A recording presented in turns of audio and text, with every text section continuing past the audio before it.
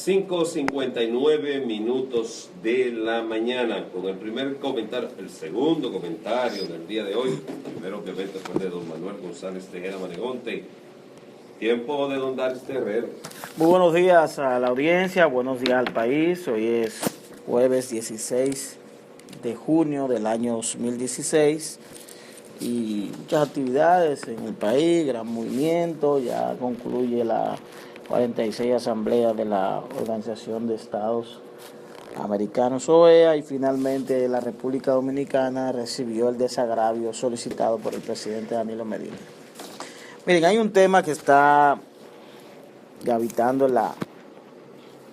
en la opinión pública, y es la solicitud que hicieron ayer 4 legisladores, 4 diputados a la Cámara de Diputados, ante la Cámara de Diputados, de la interpelación del presidente de la Junta, Roberto Rosario Márquez.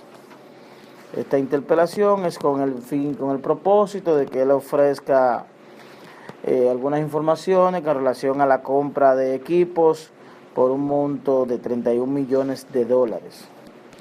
Yo quiero más o menos establecer el marco jurídico en el cual se envuelve la interpelación en República Dominicana, que es un procedimiento que está integrado en la Constitución Dominicana, en el artículo 95, el cual establece que la Cámara de Diputados, en el ejercicio de su función de regular y de dar seguimiento a las ejecuciones, según establece la ley, el artículo 95 dice: interpelar a los ministros, viceministros, gobernador del Banco Central, a los directores y administradores de la organización autónoma, de organismos autónomos descentralizados del Estado, así como a las entidades que administren fondos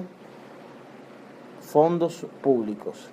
En esta última etapa se inscribe lo que es la Junta Central Electoral, que es el caso que está en cuestión. Es decir, en función del artículo 95, los legisladores pueden entender que existen los méritos para que un funcionario que administre fondos públicos pueda ser llamado a ofrecer declaraciones, que existen 2 modalidades. Puede ser interpelación, o puede ser la invitación. Una invitación a que, en función de cualquier inconveniente que haya o cualquier falta de información, la Cámara de Diputados tiene entre sus atribuciones solicitar a cualquier funcionario que pudiese ir a la Cámara de Diputados. Pero en este caso hay dos vertientes. Por ejemplo, cuando se trata de un funcionario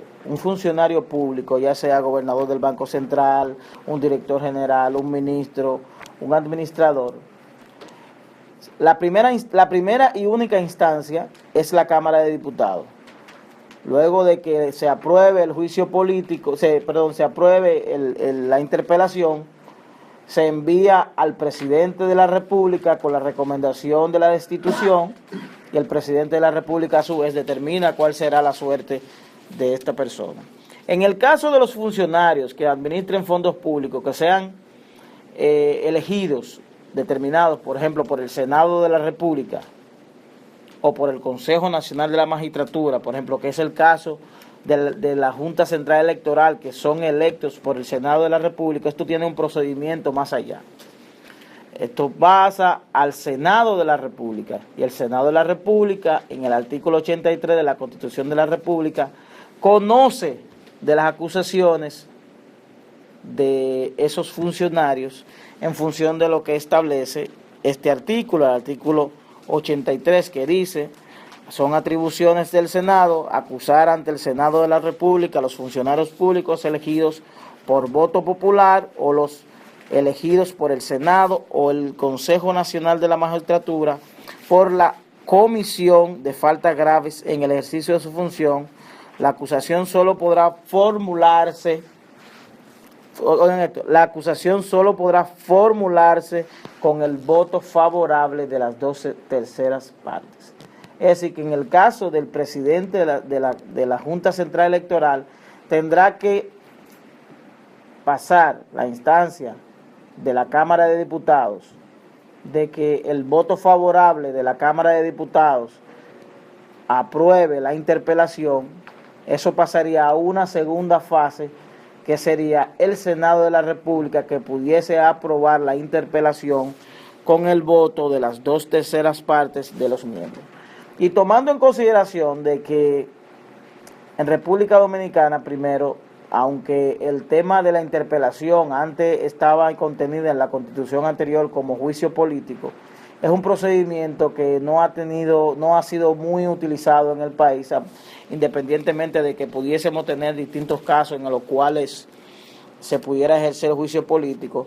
La experiencia más reciente que nosotros tenemos de juicio político o interpelación fue la experiencia del año 2008, cuando los 9 jueces de la Cámara de Cuentas de la República Dominicana, luego de una acusación o de una alocución que estuviera el presidente de esa entidad en ese momento, el licenciado Andrés Terrero, quien había denunciado la cantidad de actos de indelicadeza o de corrupción que se estaban dando al interno de ese órgano.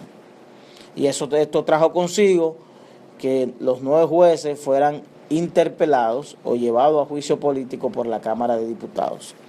Recordemos que en ese proceso, en el año 2008, específicamente el 2 de julio del 2008, los jueces, hubo 4 jueces que renunciaron previo al juicio político, previo a la interpelación: Henry Mejía Oviedo, Freddy Almonte, Juan Alberto Lora y José Maceo, renunciaron previo a presentarse al Senado de la República al juicio político.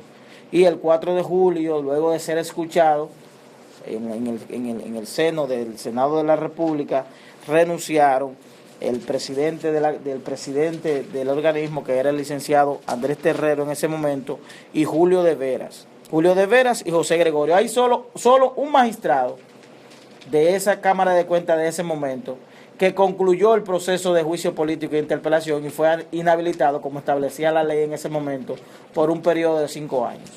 En este momento, la Constitución de la República no determina inhabilitación para aquel funcionario que sea interpelado. Lo ofrecía la Constitución anterior. En este momento, el funcionario es interpelado, puede ser destituido de su cargo, puede ser sometido a que tenga que explicar algunos detalles, pero no invalida su ejercicio frente al porvenir, frente que en lo adelante pudiera continuar siendo un servidor público a través de otro organismo. Es bueno destacar que en el momento que se realizó el juicio político a los miembros de la Cámara de Cuentas,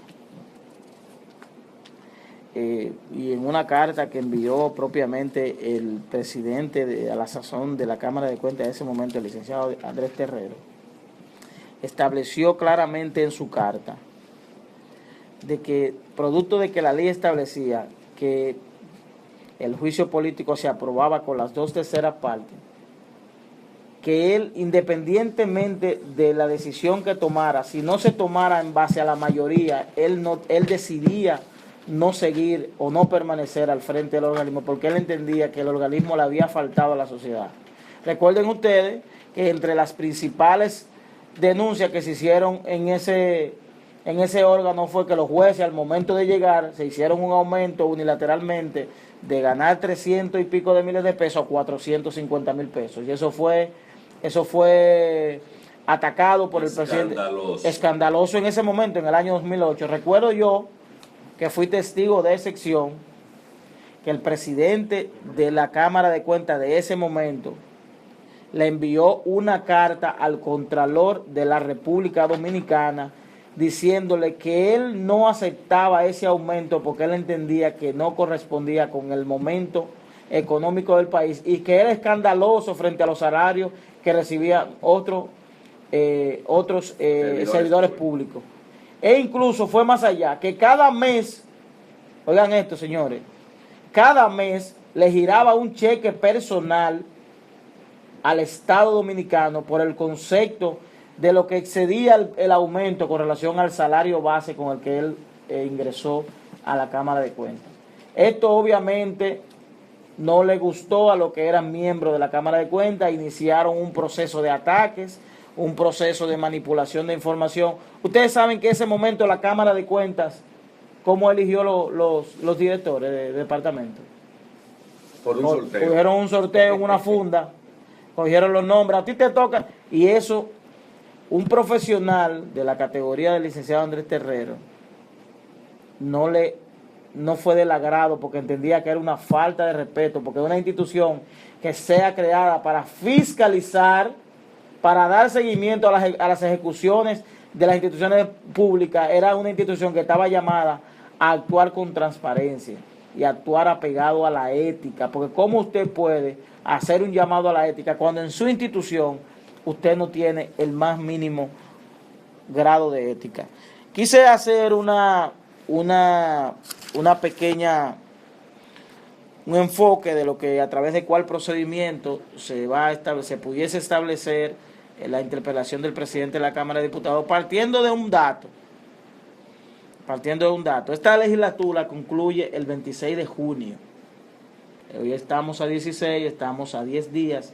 Probablemente no haya el tiempo para que el Congreso de la Cámara de Diputados pudiese conocer la interpelación ante el presidente de la Junta. Hay otro dato, los 4 diputados. Pero conocerlo, si los diputados del PLD y del PRD rechazan la interpelación, no se va a conocer. No se va a conocer. Pero precisamente. No va a ir mi agenda. Pero precisamente a eso me refiero.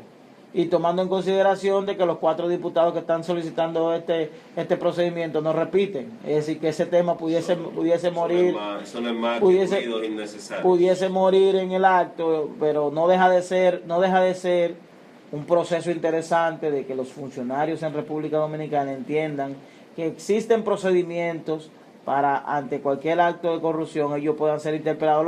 Lo malo es que se utilice de manera coyuntural, frente a una coyuntura electoral, frente al entender que no fui favorecido por una decisión de la Junta, por una decisión del tribunal, actuar por venganza, sino debemos actuar como que sea parte de lo regular, de lo ordinario, del seguimiento que debemos dar a la ejecución y del seguimiento que debemos dar a los administradores públicos, a las personas que manejan fondos, a las personas que nos representan, a las personas que por una calidad o por una cualidad tienen la capacidad de dirigir un órgano del Estado y representar a miles o millones de dominicanos que probablemente no tienen la capacidad de estar representados en algún órgano. Yo creo que independientemente de que el caso del presidente de la Junta Central Electoral pudiera ser un caso en el cual la ciudadanía requiera la información de qué sucedió con esos equipos,